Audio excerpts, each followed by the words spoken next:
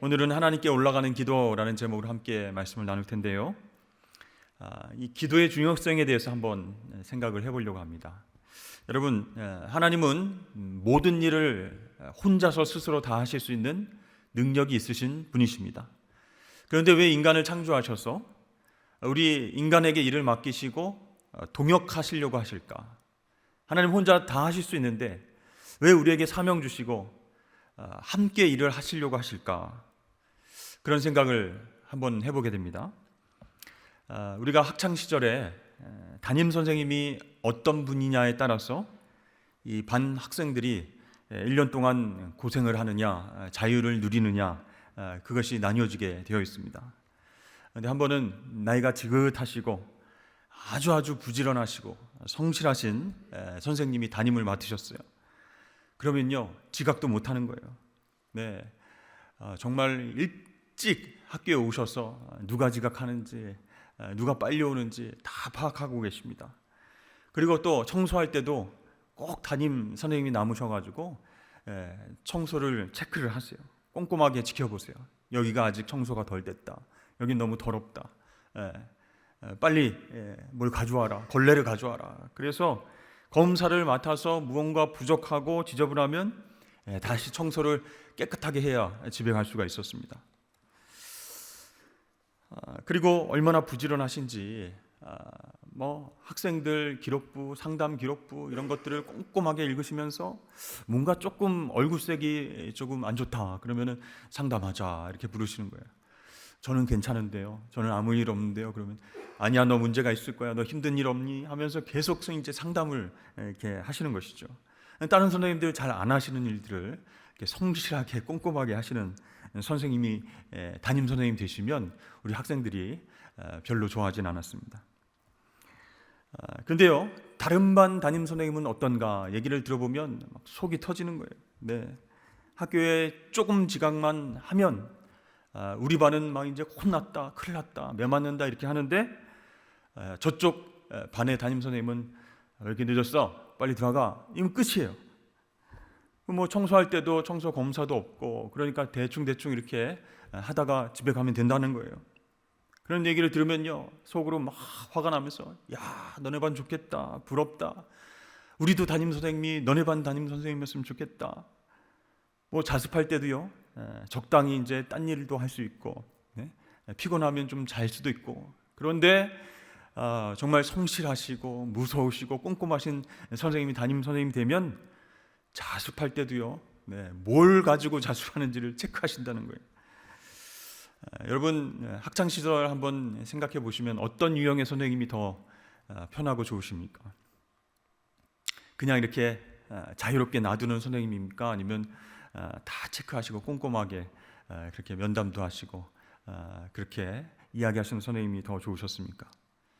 여러분, 우리가 하나님을 생각할 때요, 하나님에 대한 오해를 하는 적이 있습니다. 하나님이 정말 꼼꼼하시고 부지런하시고 숙제검사 철저히 그렇게 하시는 선생님과 같은 분이다 이렇게 생각을 하시는 분이 있어요. 그래서 우리에게 간혹가다 이렇게 말씀하시는 분, 내가 내준 숙제 왜 안 하느냐? 왜 내가 너에게 맡긴 사명 잘 감당하지 못하느냐? 너 교회에 지금 몇 시인데 이렇게 늦게 오느냐? 섬김과 봉사의 사명을 성실하게 해야지. 이렇게 게을러가지고 내 사명 어떻게 감당하느냐? 전도와 선교와 봉사, 이 중요한 사명을 감당해야 될 텐데 왜 집중하지 않고 그렇게 세상 일에 관심이 있느냐 하시면서 매를 드시고 때리시고 검사하시고 체크하시는 그런 분으로 하나님을 오해할 때가 가끔 있다라는 것이죠. 여러분, 하나님이 그런 분이십니까? 아니시죠? 하나님은 우리에게 이 땅을 맡기실 때도 또 중요한 사명을 맡기실 때도 자유의지를 주셨다는 것입니다. 그러니까 우리가 그 자유의지를 가지고 하나님과 동역하는 기쁨을 맛보게 하셨다라는 것이죠. 억지로 숙제 검사하듯이 체크하고 안 하면 때리시고 그런 무서운 선생님이 아니시라는 거예요. 그래서 우리들은요, 순종을 통해서 하나님의 뜻을 알아가고 그 하나님 뜻에 동참할 때에 완전히 삶이 바뀌게 된다는 거죠. 왜냐하면 자기 생각과 자기 계획을 쫓아서 살아가던 그 삶과는 비교할 수 없는 기쁨을 맛보게 되기 때문에 우리는 자유의지로 하나님 뜻에 순종하며 그렇게 사명을 감당하는 하나님의 자녀들이 되어야 할 줄로 믿습니다. 이것이 우리를 향한 하나님의 선하신 뜻이에요. 그러니까 우리를 향한 하나님의 선하신 뜻이 무엇인가 알려면 어떻게 해야 돼요? 기도해야 된다라는 것이죠. 하나님 뜻을 알지 못하겠다, 하나님이 어떤 분이신지 모르겠다 하고 오해를 하면요, 그냥 급할 때만 기도하고 정말 힘들 때만 하나님 앞에 엎드리는, 그래서 하나님과의 관계가 전혀 없는 상태에서 우상숭배처럼 미신처럼 그렇게 도와달라고 기도하는 철없는 하나님의 자녀가 될 수 있다라는 그런 것이죠. 여러분, 우리가 하나님의 뜻, 하나님의 선하신 목적을 알기 위해서는 기도해야 됩니다. 근데 기도하지 않으면요, 그 하나님의 선하신 목적, 하나님의 뜻, 내가 비록 연약하지만 나를 통해서 하실 일들을 하나님이 기대하신다라고 생각하고 사명 감당하지 못하면요, 힘든 거예요. 신앙생활도 힘들고 인생도 힘들고, 그러면 억지로 하게 되고 그렇게 되는 것이죠. 여러분, 오늘 말씀을 통해서 우리의 기도가 어떻게 하나님께 상달되는가, 어떻게 하나님께서 우리의 기도를 들으시고 또 우리가 하나님 뜻을 잘 분별해서 사명 감당할 수 있는가, 이 말씀을 통해서 함께 살펴보기를 원합니다. 그것을 우리가 잘 알면 하나님의 선하신 목적대로 살아갈 수 있게 된다는 것이죠. 오늘 요한계시록 말씀을 읽었는데요, 자, 성도의 기도 어떻게 하나님께 상달되는지 살펴보겠습니다. 1절부터 4절까지 말씀을 다시 한번 보면요, 일곱째 인을 떼실 때에 하늘이 반시간쯤 고요하더니 내가 보매 하나님 앞에 일곱 천사가 서 있어 일곱 나팔을 받았더라. 또 다른 천사가 와서 제단 곁에 서서 금 향로를 가지고 많은 향을 받았으니 이는 모든 성도의 기도와 합하여 보좌 앞 금 제단에 드리고자 함이라. 향연이 성도의 기도와 함께 천사의 손으로부터 하나님 앞으로 올라가는지라. 아멘. 자, 사도 요한이 하나님께서 천국의 문을 조금 열어서 보게 하셨어요. 하늘에서 예배가 어떻게 드려지는가, 성도들의 기도를 어떻게 받으시는가 보여주신 거예요. 근데 천사가 어떻게 해요? 제단 곁에서 금 제단에 드려질 금 향로를 이렇게 들고 있어요. 근데 그 향로에서 향기로운 연기가 막 올라가고 있는데, 그냥 연기만 올라가는 것이 아니고 성도들의 기도와 함께 하나님 앞에 올라간다, 하나님 앞에 상달된다, 이렇게 얘기하고 있습니다. 여러분, 예루살렘 성전에서는요, 아침과 저녁 때 번제를 드렸어요. 번제를 드릴 때는요, 반드시 이 향로에 불을 담았습니다. 이 불이 꺼지면 안 돼요. 그래서 이 향이 올라가야 된단 말이죠. 근데 이 불을 담을 때 성도들이 함께 기도했습니다. 시편 141편 2절 말씀에 보면 나의 기도가 주의 앞에 분향함과 같이 되며 나의 손드는 것이 저녁 제사같이 되게 하소서. 그러니까 아침 저녁으로 하나님 앞에 분향할 때에 기도도 같이 올려드렸다라는 것이죠. 그러니까 요한계시록에 나오는 요한 사도가 본 그 성도들의 기도의 모습이 굉장히 구체적이고 확실하다라는 것을 알 수 있어요.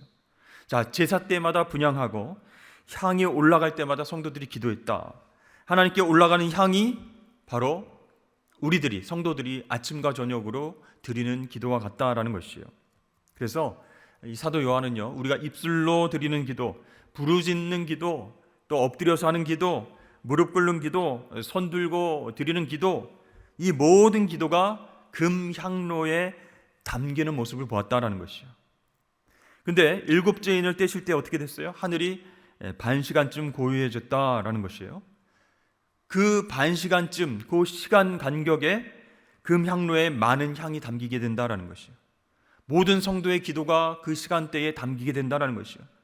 그렇게 백성들의 기도, 성도들의 기도는 향로에 담기는 불과 함께 담겨져서 제단에 드려진다. 그리고 하나님께 올려드리게 된다는 것이요.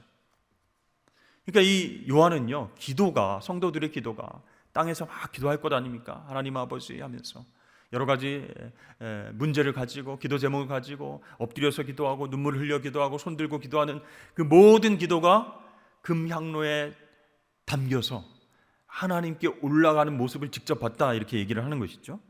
계시록 5장 8절 말씀에 그 두루마리를 취하심에 내 생물과 24장로들이 그 어린 양 앞에 엎드려 각각 검은고와 향이 가득한 금 대접을 가졌으니 이 향은 성도의 기도들이라, 이렇게 말씀합니다. 네 생물과 24장로들, 그들이 예수님 앞에 엎드립니다. 각자 향이 가득한 금 대접을 가졌는데 거기에 성도들의 기도가 담겼다라는 것이죠.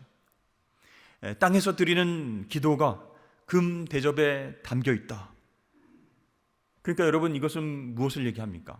기도가 떨어지지 않고, 땅에 떨어지지 않고 금 대접 안에 담겼다라고 하는 것은 성도들이 드리는 기도는 절대 사라지지 않는다, 그런 뜻이에요.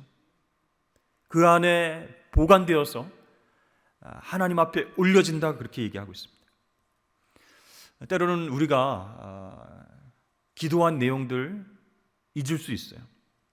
기도한 당사자가 하도 기도 제목이 많아서 또 하나님께서 부지불식간에 또 응답해 주시고 이루어 주신 것도 있어서 내가 뭘 기도했는지 잊을 수도 있습니다. 그러나 그 기도는 사라지지 않고 하나님께 상달이 되었다라는 것이죠. 여러분, 한 사람이요, 어떻게 믿음을 갖고 어떻게 예수 그리스도를 믿는 구원에 이룰 수 있을까요? 바로 나의 구원을 위해서 기도해 주신 많은 사람들의 기도가 사라지지 않고 하나님 앞에 상달되었기 때문이다라는 것이죠. 한 민족이 어떻게 구원을 받을 수 있겠습니까? 선교사님들과 하나님을 믿는 백성들이 우리나라가 정말 우상 숭배에서 벗어나고 하나님을 믿을 수 있는 민족이 되게 해주십시오. 20년, 30년, 50년 그렇게 하나님 백성들이 기도했을 때 그 기도가 사라지지 않았기 때문에, 없어지지 않았기 때문에, 땅에 떨어지지 않았기 때문에 하나님 때에 그 기도가 응답받아서 그 나라가 완전히 우상 숭배에서 벗어나는 놀라운 일들이 지금도 생기게 되는 줄로 여러분 믿으시길 바랍니다. 그러니까 여러분, 오래전에 들은 기도라 할지라도 그 기도가 금 대접에 담겨서 하나님 앞에 올라간다, 사라지지 않는다, 그리고 하나님 때에 반드시 응답된다, 그런 뜻이에요. 그래서 여러분, 우리가 골방에서 드리는 기도, 또 순교자들이 본인은 목숨을 바쳐서 복음을 위해서 그렇게 사명을 순교했지만은 그들이 드렸던 기도, 그게 땅에 떨어지지 않는다는 것이에요. 그 나라와 그 영혼과 여러 가지 문제를 풀어달라고 기도했던 그 기도가 하나님께 상달되어서 하나님은 그 시간이 얼마나 흐르던 간에 하나님의 적합한 때가 되면 그 기도에 응답하신다라는 것입니다. 여러분, 그래서 기도가 중요한 거예요. 어린 양 앞에 드리는 금 대접에 담겼다. 어린 양 예수 그리스도 앞에서 절하고 그 금 대접을 드리는데 그 안에 성도들의 기도가 담겼다라는 거예요. 모든 기도가 하나님 앞에 드려진다라는 거예요. 여러분, 우리의 기도는 이미 하늘 위에 금 대접에 영원히 담긴 줄로 믿으시길 바랍니다. 그래서 여러분들이 너무 갑작스럽게 하나님 앞에 엎드려 기도한 것, 그리고 1년, 5년, 10년 지속적으로 하나님 앞에 눈물로 드렸던 기도 다 사라지지 않는다는 것이에요. 반드시 하나님 앞에 상달되어진다라는 것을 요한계시록이 말씀하고 있습니다. 성도들의 기도가 천사의 손에서 하나님 앞으로 올라갑니다. 오늘 4절 말씀 보니까 향연이 성도의 기도와 함께 천사의 손으로부터 하나님 앞으로 올라가는지라. 그렇습니다. 여러분, 이 기도가 얼마나 대단한 것이길래 천사의 손으로부터 하나님 앞에 상달되어지기까지 사라지지 않고 그렇게 하나님이 다 받으시는가? 이 기도에 능력이 있다라는 거예요. 예수 그리스도의 이름으로 기도하는 것이 능력이 있다라는 것이에요. 무능하고 무기력해 보이고 정말 가진 것 하나도 없어 보이고 힘이 없어 보이는 사람의 기도일지라도 전심으로 드리는 기도, 믿음으로 드리는 기도는 세상에서 가장 힘있고 영향력 있는 사람들의 행동을 막아설 수 있다라는 것이에요. 그래서 기도는 산을 옮길 수 있고요, 바다를 건널 수 있는 그런 위력이 있다라고 우리가 믿게 되는 것이죠. 또한 하나님은요, 이 기도에 대해서 차별하지 않으신다라는 거예요. 어이구, 오늘 기도 잘하셔, 우리 집사님 오늘 기도 잘하셨네. 그 기도 내가 받아줄게. 한 95점 됐으니까 내가 받아줄게 하고, 어떤 분의 기도는 아이고 기도가 이렇게 형편이 없어, 내가 오늘 기도는 못 받아주겠다, 그렇게 차별하지 않으시는 거예요. 사람은요, 사람들을 구분하고 나누고 차별하지만 하나님은 누구도 차별하지 않으십니다. 어린아이의 천진난만한 기도, 할머니 할아버지의 간절한 기도, 또 순교자의 처절한 기도 똑같이 여러분 받으시는 줄로 믿습니다. 그러니까 여러분, 기도의 어떤 자격을 생각하지 마시고 담대하게 하나님 앞에 나아가 기도하시길 바랍니다. 저분의 기도는 정말 하나님 잘 받아주실 것 같아.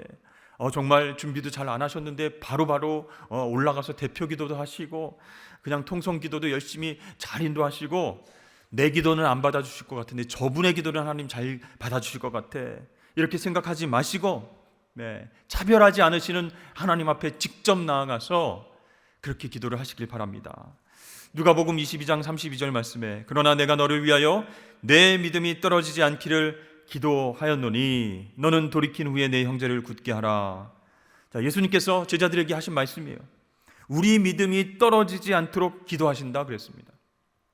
그러니까 믿음을 가지고 정말 하나님께서 차별하시는 건 아닌가, 저 사람의 기도는 기뻐 받으시고 저 사람과는 함께 하셔서 놀라운 능력으로 그렇게 갚아주시지 않을까, 나는 안 되지 않을까, 그런 마음이 아니라 믿음이 떨어지지 않도록 우리 주님께서 중보하고 계시니 믿음으로 기도하실 수 있기를 축복합니다.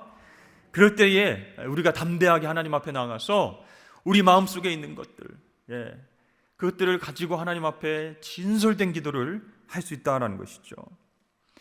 여러분, 그렇다면 그 기도는 언제 응답이 될까요? 요한계시록 6장 9절에서 11절까지 말씀을 보겠습니다. 다섯째 인을 떼실 때에 내가 보니 하나님의 말씀과 그들이 가진 증거로 말미암아 죽임을 당한 영혼들이 제단 아래에 있어 큰 소리로 불러 이르되 거룩하고 참되신 대주제여, 땅에 거하는 자들을 심판하여 우리 피를 갚아주지 아니하시기를 어느 때까지 하시려 하나이까 하니, 각각 그들에게 흰 두루마기를 주시며 이르시되 아직 잠시 동안 쉬되 그들의 동무 종들과 형제들도 자기처럼 죽임을 당하여 그 수가 차기까지 하라 하시더라. 자, 순교자들이 정말 처절한 마음으로 부르짖어 기도합니다. 하나님, 언제까지 피 흘려야 되겠습니까? 언제까지 예수 복음을 위해서 순교해야 되겠습니까? 언제 응답하시겠습니까? 그때 하나님께서 어떻게 말씀하세요? 기다려라. 내가 주는 두루마기를 입고 잠시 쉬어라. 때가 되면 반드시 너희 기도에 응답할 것이다. 이렇게 말씀하셨어요. 자, 우리가 올려드리는 기도가 땅에 떨어지지 않고 다 금대접에 담겨서 하나님 앞에 올라간다 했습니다. 근데 언제 응답되느냐?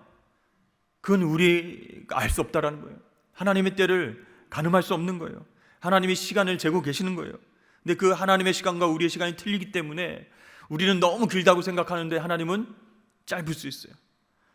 우리는 너무 금방 응답되었다라고 좋아하는데 또 하나님께서는 그 전에 이미 오랫동안 준비하셨을 수 있어요.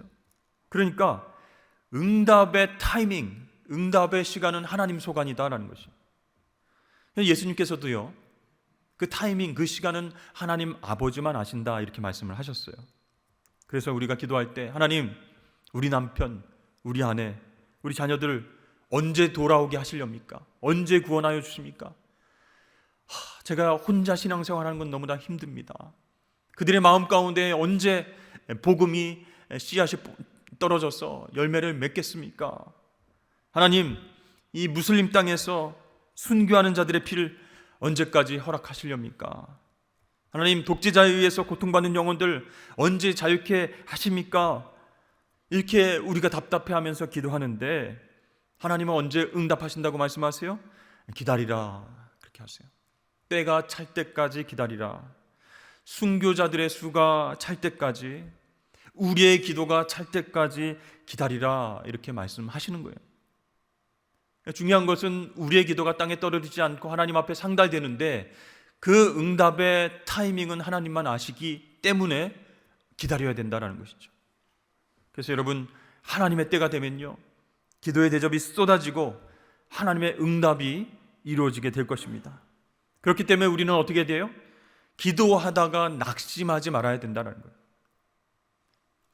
우리가 생각하기에 이때쯤이면 하나님 응답해 주시고 이때쯤이면 문제가 해결돼야 되는데 왜 지금까지 하나님 기도 응답 안 하십니까? 낙심하지 말아야 된다는 것이죠. 하나님의 때가 되면 하나님께서 분명히 약속을 성취하시고 반드시 열매를 맺게 하십니다. 심판이든 구원이든 하나님께서 주도권을 가지고 응답하신다, 그런 것이에요. 그래서 우리가 해야 될 일은 뭐예요? 믿음을 갖고 기도하는 것이죠. 기도에는 능력이 있으니 우리의 기도를 하나님께서 받으시니 그것은 확실하니 하나님의 뜻대로 기도하는 그 기도의 자리에 우리가 나아가야 할 줄로 믿습니다. 여러분, 우리가요, 왜 새벽에 나와서 기도하고 저녁 때 나와서 모여서 기도하고 그 이유가 무엇이겠습니까? 기도에 응답하시는 하나님을 우리가 믿기 때문이에요. 우리의 기도가 땅에 떨어지지 않는다는 사실을 알기 때문이에요. 금향로에 담겨서 하나님 그 앞에 상달되는 것을 믿기 때문입니다. 그런데요, 실제적으로 보면 기도로 나아간 사람이 드물다라는 것이죠. 기도보다는 내가 움직이는 게 낫겠다. 어느 세월에 하나님 내 기도를 들어주실까? 이렇게 본인이 판단하면서 내가 차라리 움직이겠다 하고 기도보다 성령보다 앞서다가 실패하고 낙심하고 절망하고 하나님 나를 안 도와주시니 하나님 내 기도를 안 들어주시니 이렇게 실족하는 경우가 많이 있다는 것이죠. 여러분, 우리가 그래서 기도 훈련이 필요한 거예요. 하나님 백성으로서 하나님 아버지와 기도하는 그 기쁨과 역사, 그 기도의 경험을 해보지 않았기 때문에 조금 기도해보다가 응답이 안 될 것 같으면 내가 막 움직이는 거예요. 액션을 취하는 거예요. 여러분, 하나님은요, 당신의 백성들의 기도를 반드시 들으시고 때를 정하십니다. 우리가 알지 못하는 때를 하나님이 정하시는 거예요. 하나님이 주권적으로 정하시고 그때 하나님이 응답을 해주시는 것입니다. 그 응답도 yes, no, wait 이렇게 세 가지 방법으로 응답을 해주시는 거예요. 그렇기 때문에 모든 주도권을 하나님께 내어 맡기고 우리는 믿음의 기도를 해야 된다는 것이죠. 자, 병든 히스기야 왕이 하나님 앞에 기도했습니다. 어떻게 기도했어요? 병들어 죽게 됐으니까 하나님 살려주십시오. 생명을 연장시켜 주십시오. 그때부터 생명 연장의 꿈이 시작되었다라는 것이죠. 야쿠르트를 먹어야 생명 연장의 꿈이 이루어지는 것이 아니고 히스기야 왕 때부터 하나님 살려주십시오. 죽게 될 병이었는데 하나님 앞에 간절히 기도했을 때 하나님께서 응답해 주셨어요. 수명을 15년 연장시켜 주셨습니다. 왜 그러셨을까요? 왜 5년도 아니고 8년도 아니고 15년 딱 연장해 주셨을까요? 히스기야 왕에게 사명이 있었기 때문입니다. 백성들을 아수르로부터 구원하는 일들을 감당해야 됐기 때문에 하나님의 종으로서 하나님께서 기름 부은 왕으로서 그 일은 히스기야 왕 네가 해야 되겠다 생각하셨기 때문에 하나님이 때를 정하시고 하나님의 수명 연장의 기간도 정하신 거예요. 여러분, 그래서요, 우리가 잘 생각해야 됩니다. 하나님께서 우리 기도에 응답하셔서 하나님이 주도적으로 시간과 환경과 지위와 재능을 허락하신다는 거예요. 그 이유가 무엇인가? 하나님의 구원 계획 때문이에요. 하나님의 플랜 때문이에요. 나 좋으라고 나 때문에 원래 하나님 계획이 있으셨는데 그걸 틀어서 그렇게 하시는 게 아니고 하나님의 구원 계획이 있기 때문에 우리의 시간과 환경과 지위와 모든 달란트를 사용하셔서 하나님 뜻을 이루길 원하신다는 것이죠. 그렇습니다. 하나님은 구원을 위해서 일하는 분이시기 때문이다라는 것이죠. 그래서 우리는 때로는 이해할 수 없는 경우가 많이 있어요. 하나님은 어떻게 저런 사람을 쓰실 수 있는가? 우리가 이렇게 보면 알 수 있잖아요. 저 사람은 아닌 것 같은데, 영 아닌 것 같은데 하나님 왜 저 사람 쓰시는가? 근데요, 우리가 알지 못하는 하나님의 구원 계획이 있어요. 그 사람을 통해서 구원하시고자 하는 계획이 따로 있어요. 근데 우리가 그건 모르는 거죠. 근데 우리는 외모만 보고 그 사람의 어떤 성향과 우리의 경험만 보고 아이고 하나님 왜 저 사람 기도는 들어주시나, 이렇게 오해할 때가 있다는 것이죠. 여러분, 하나님은요 구원을 위해서 서원하는 사람, 또 하나님의 복음을 위해서 결단하는 사람을 기쁘게 받으시고요, 그들에게 기회를 주십니다. 정말 형편없이 살아온 인생이라 할지라도 마지막에 하나님, 내가 하나님의 복음 위해서 선교를 위해서 쓰임받기를 원합니다, 전심으로 기도하는 그 사람의 기도를 하나님 들으시고 그 사람을 구원 계획을 위한 도구로 쓰신다, 그런 얘기죠. 그래서 우리가 쉽게 판단할 수 없는 거예요. 저 사람은 정말 형편없이 살아왔는데 하나님 그 기도에 응답하시고 나는 정말 열심히 하나님 앞에 봉사하고 예배하고 살아왔는데 내 기도를 안 들어주시나, 그렇게 생각할 수 없다라는 것이죠. 여러분, 하나님께서 보화를 왜 밭에다 숨겨두셨을까요? 예수님께서 비유로 하신 말씀 기억나시죠? 보화를 왜 밭에다, 그 땅 속에다가 숨겨놓으셨을까? 사람들이요 땅을 파볼 일이 없기 때문에, 관심을 갖지 않기 때문에 진짜 중요한 거를 땅에다 파 묻으셨다라는 거예요. 그러니까 부유한 사람들, 자기 계획대로 성공해 본 사람들, 자기 의가 강한 사람들, 똑똑하다고 자부하는 사람들, 그 사람들은요 아니 땅 위에 보화가 있는데 못하러 내가 고생해서 땅을 파? 아예 관심을 안 둔다라는 거예요. 복음을 전해도 튕겨 나오고 전도를 해도 튕겨져 나오고 너나 믿으라 그러고.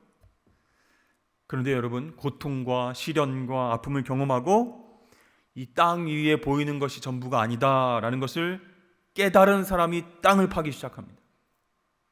정말 가치가 있는 것이 어디에 있는가, 이렇게 땅을 판다는 거예요.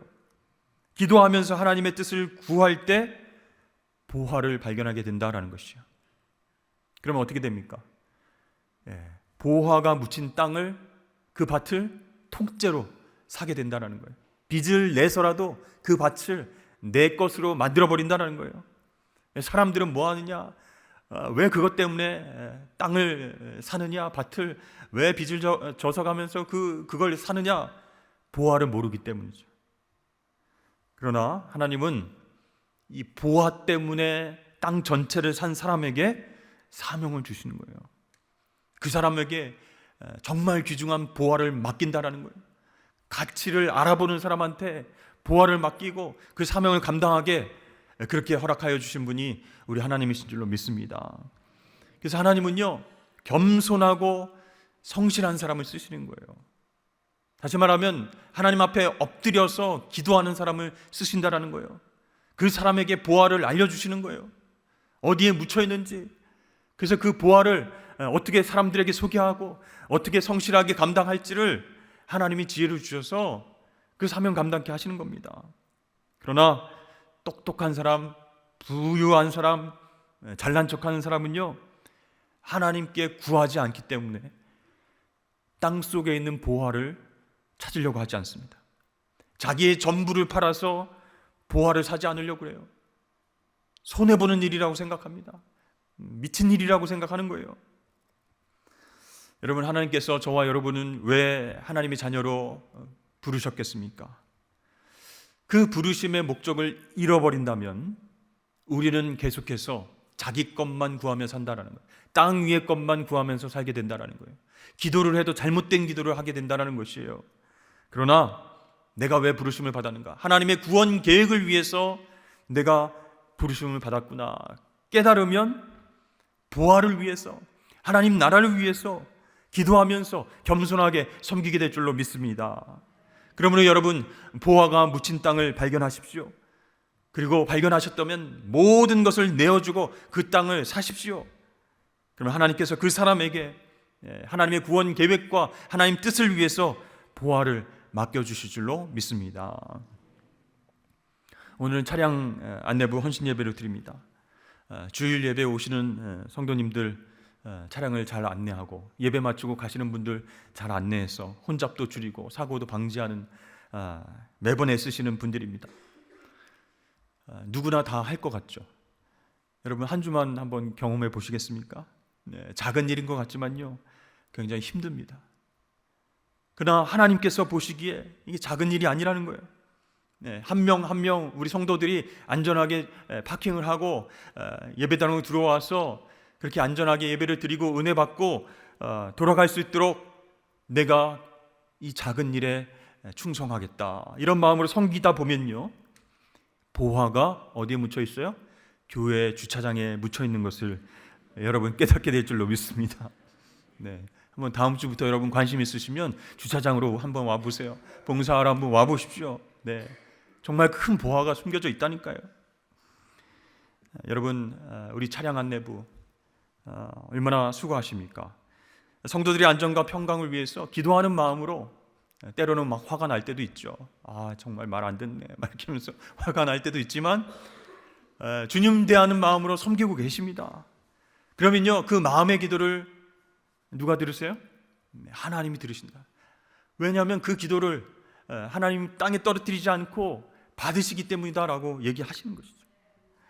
여러분 그 귀한 시간, 우리가 작은 일에 섬기는 시간, 그 작은 시간인데 원망하고 불평하고 아이고 내가 왜 일을 시작해가지고 힘들게 이렇게 생각하지 마시고 기도하면서 내가 땅에 묻힌 보화를 찾고 있다.